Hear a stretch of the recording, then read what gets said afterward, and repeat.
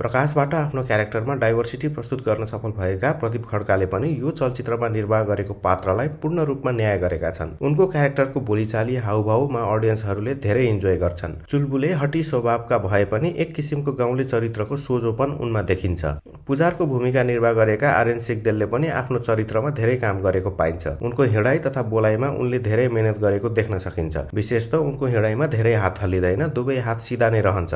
यसले पनि पात्रको चरित्रलाई चित्रण गर्न मद्दत पुर्याएको छ।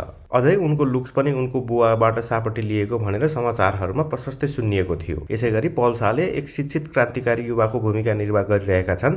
उनको क्यारेक्टर त्यस्तो उम्दा नलागे तापनि ठिकै लाग्छ। उनले आफ्नो भोइसमा काम नगरेको हो कि भन्ने देखिन्छ। कास्कीकोटको लवजहरू खासै उनको बोलीमा सुन्न पाइँदैन।